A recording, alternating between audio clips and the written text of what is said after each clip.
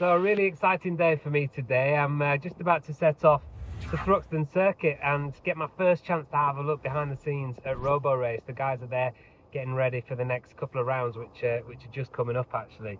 The last Roborace event I did, well the only one that we've done so far, for me anyway, was done remotely, and we'll be presenting remotely for the Thruxton rounds too.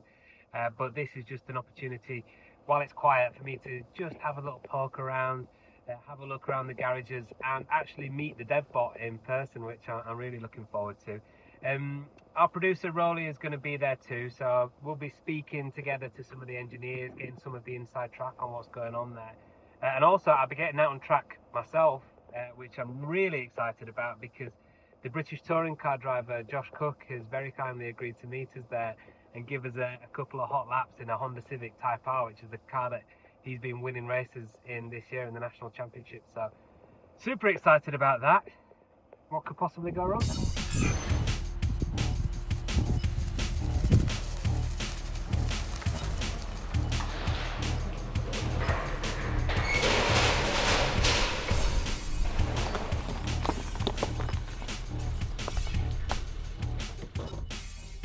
Hello mate, good morning.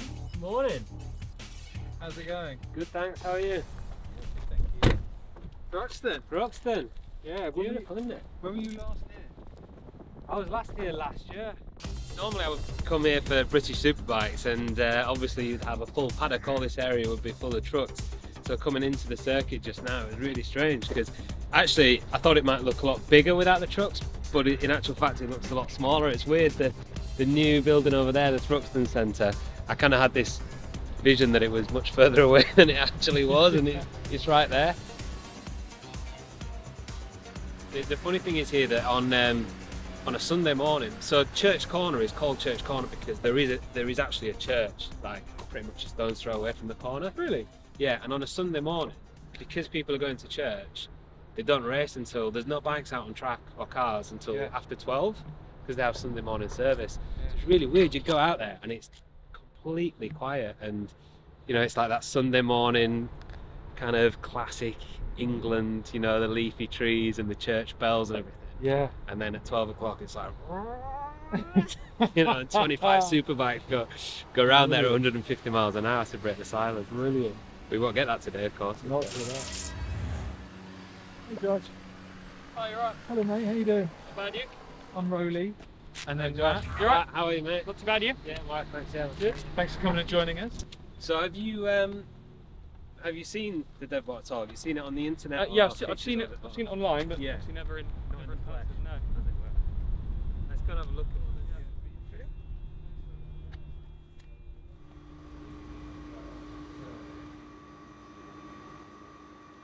I think both rear motors are 200 newton meters of torque each, so it's like 400 newton meters across the rear axle.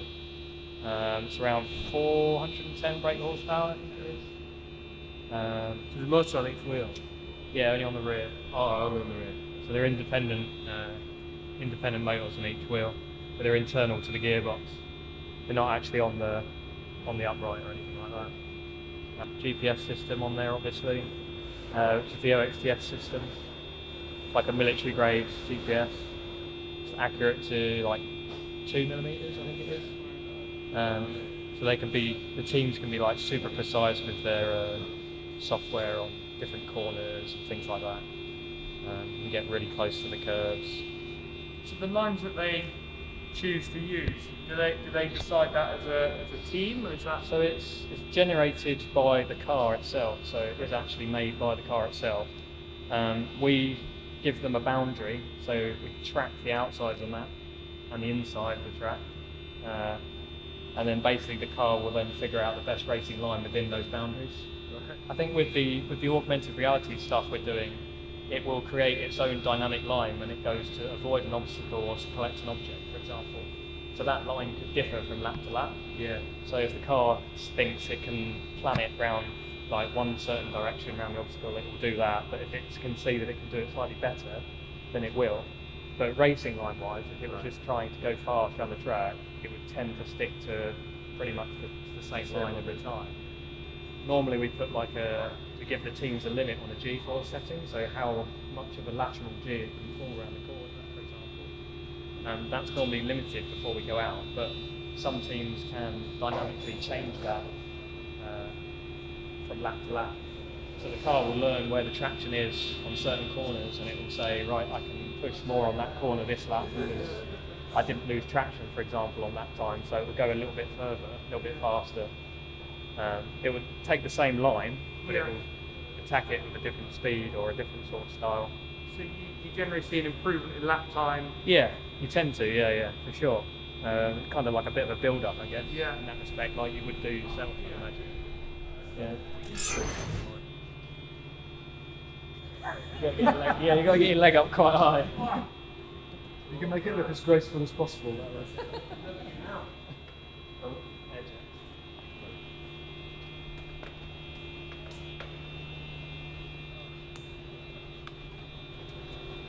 Obviously, you'll feel quite far away from the pedals because there's no seat in there for you. Yeah, sure. But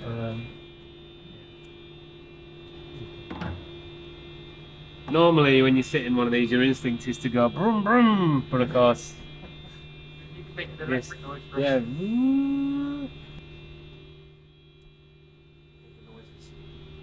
That's easy.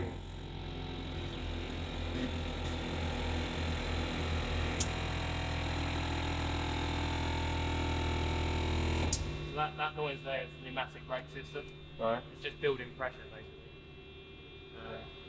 Because you think of electric cars as being silent, but actually, Yeah. it's got quite a lot of noises. Yeah, it does have Yeah, some. it's only the engine noise that's removed, but it's still there's still loads of other noise. Yeah. Yeah. But yes. So the pneumatic brakes, obviously. Yeah, very simple system.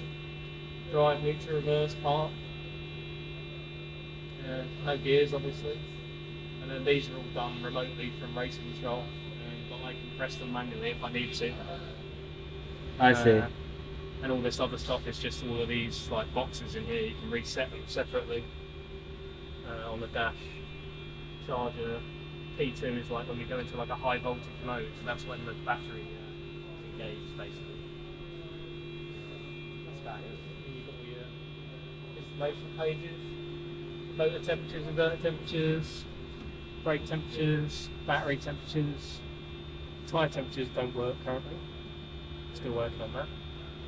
But then you've got all your max cell temperatures, but all your technical stuff basically for the battery.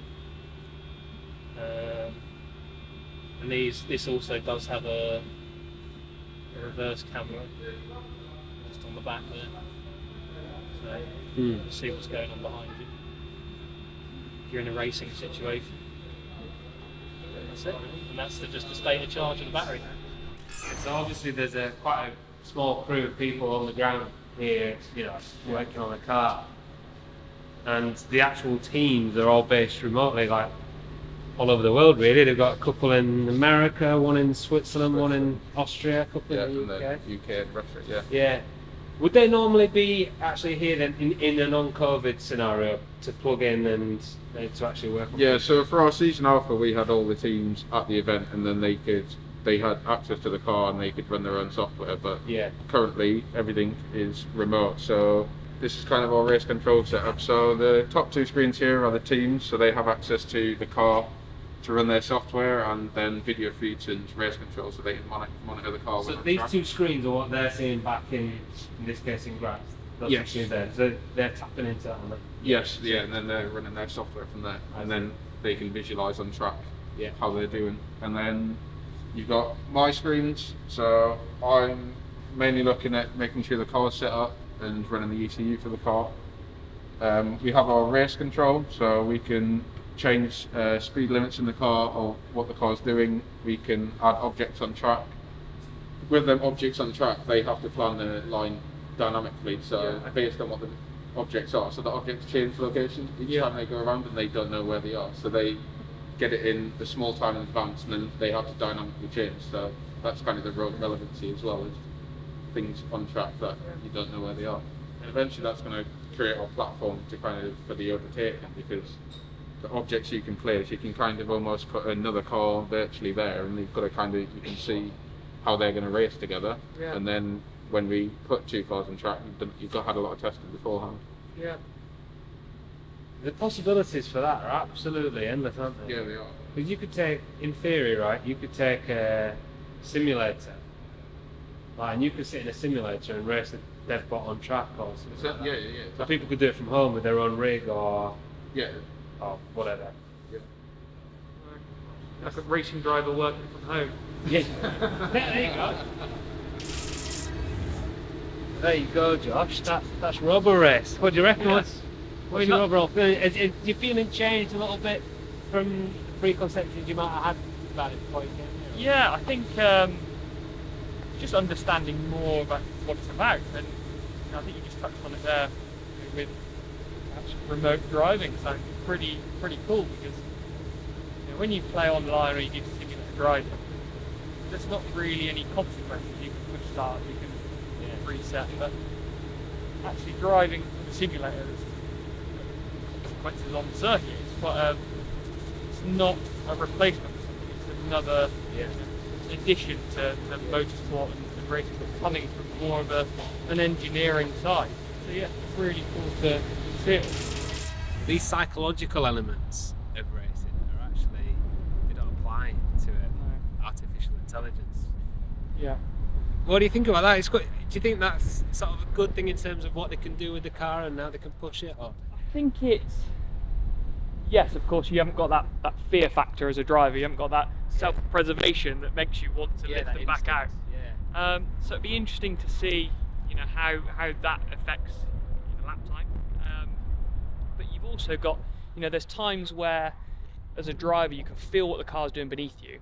You can feel it moving around. As you hit a bump and the car goes light and it starts to move. At that point, as a driver, you can feel the momentum where the car's trying to take you. It'll be interesting to see whether the artificial intelligence can, deal with when there's almost no data to be had. When the car's lifting. Where you're going on or, feel. Yeah. So it'll be really interesting to see. So, as you come through in a British touring car, this is completely flat on the throttle. Yeah. You don't lift, you don't brake.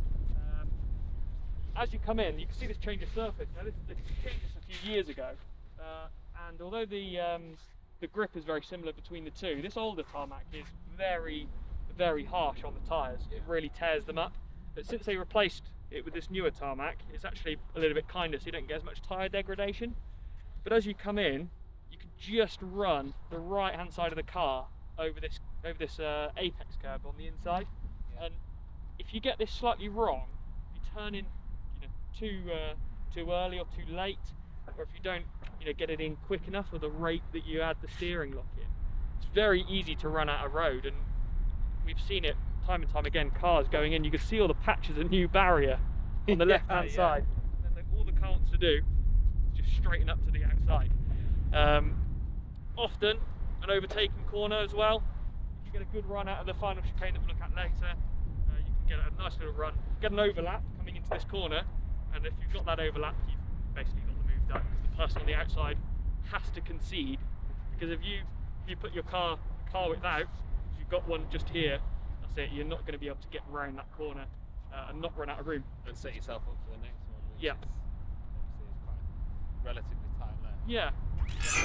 So what you always end up doing is you are literally aiming for the outside of the circuit, and you don't want to leave any millimetre kind of left, because if you hold too much lock on, you're scrubbing speed.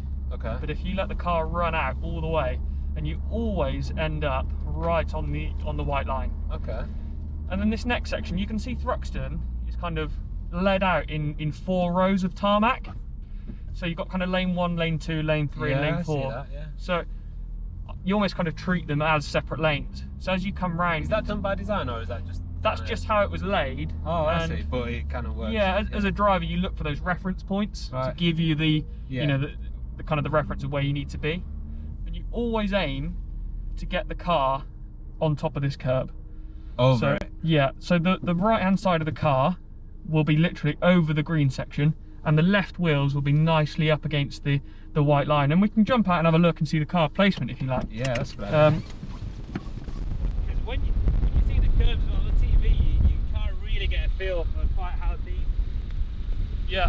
How deep the curves are, and there's a lot of force then going back through the car. But what you're saying is you actually use that to your advantage to get it slowed down turn it. Yeah, and we always talk about tyre failures and punctures and, you know, how we pick them up on the circuit, and you often don't see how severe these curves are. And it is literally a kind of a grated section. And you imagine at the start of a race, you have your tyre pressures quite low because as they heat up, the air expands. Yeah, you so, get into right, okay, so first couple of laps. you hit this and you get that square edge. Yeah. You know, hard with a car that's, you know, Knock your teeth out. exactly. So do you try and avoid this on the first couple of laps then, or take a bit less curve? Yeah, you try and avoid it. Sometimes it's inevitable.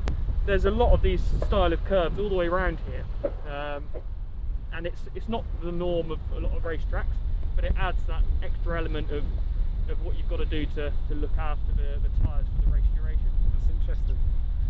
I would have never thought that. I would have never imagined that. Don't go over that curve on the first 2 laps.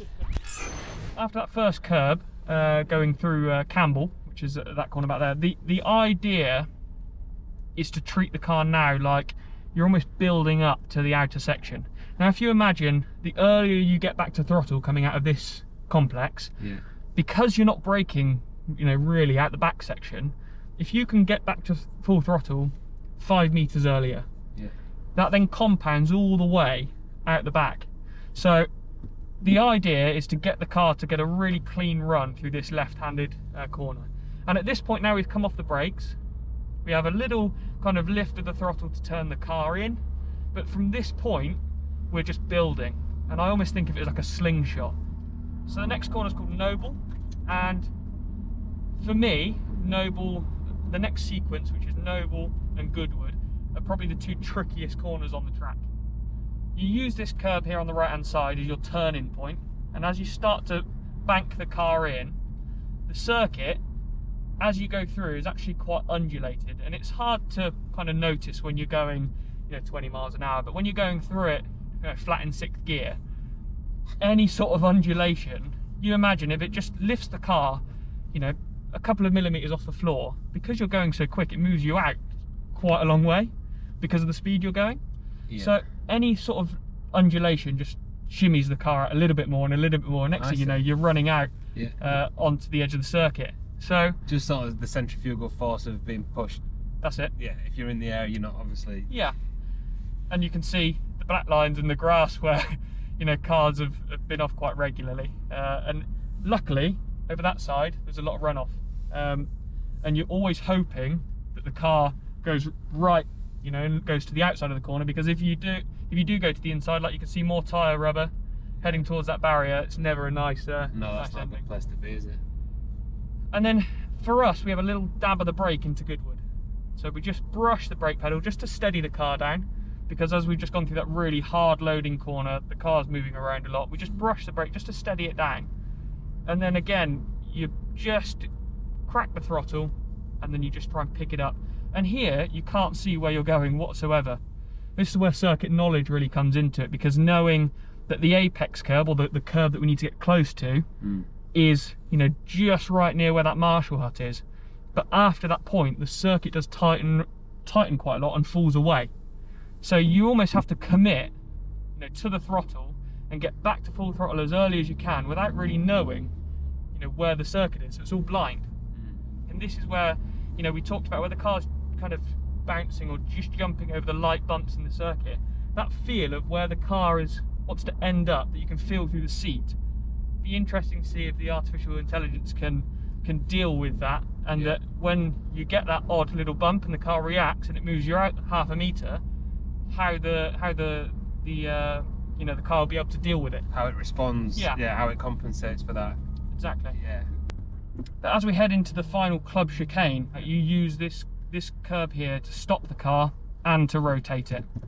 And this is really important for weight transfer. Because as you hit this, it launches the car up, and you see a lot of famous photographs of cars at Thruxton coming into the chicane. They hit this and they're up on 2 wheels. And this is exactly what we use, because as the car lands, you know, you come off of this corner, as it lands on the right hand side, we use that weight as the car lands to fire the car left, and then you turn hard as the car lands. And then the idea here is literally pick the throttle up get a nice clean run, because this leads onto another kind of long flat out section, and we need to get back on the throttle. You straight line as much of this as you can. You get a bit greedy. You take as much curb as you can. You have officials sat in that hut telling us whether we took too much and removing our laps if we got a bit greedy. Right. But then you let the car run all the way out and you're just chasing full throttle all the way, and that's a lap of Thruxton. As you can see, Josh has got a rather cool racing helmet on, and the rest of us look like we're about to be fired out of a cannon. Especially Rolly. He looks like Wallace from Wallace and Gromit. But we did. You know, when I first spoke to Rolly, he said, "Oh yeah, I used to work on Top Gear and all this," and I thought, "Oh, he managed to make Richard Hammond look cool. Imagine what he's going to do for me."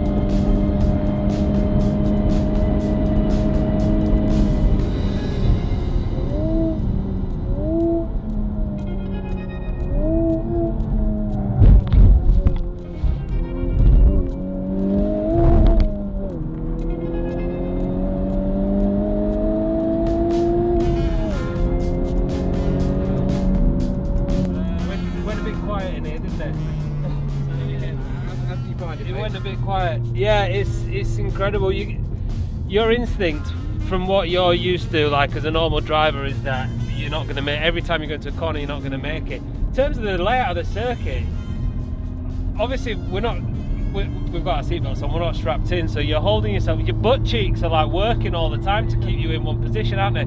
I've got cramp in my left cheek. Is that normal? Yeah, Oh, it's usually the left cheek. That bit there is actually the one bit of track where you get a little bit of rest. Yeah. I would say just going into that left Yeah. is where you get a little bit of a breather. It's not a straight, is it? But yeah, and it's one of the, like, Noble's one of the scariest corners on the track, really, because it's such on a knife edge. But that's kind of the point where you don't want to have time to think about it. Yeah. So you almost have a little bit of time to go, right, okay, next gear, lining up, uh-oh, and then you just got to commit. before you know it. Yeah. Woo. I feel a bit sick.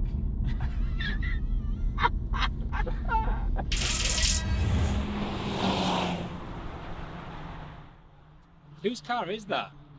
Do they know? Honda's. Imagine we've got, oh yeah, imagine you've just gone, yeah, you can borrow it for a couple of minutes. Yeah, what you doing? Nothing. Yeah, you see, now the problem with human drivers is they don't do what they're told, unlike AI drivers. We let Josh out for a couple of laps and he's not coming back in now. We don't have a flag or anything. Have we got a flag or something, like a pit board we can tell him to come in with? This could be a long day now.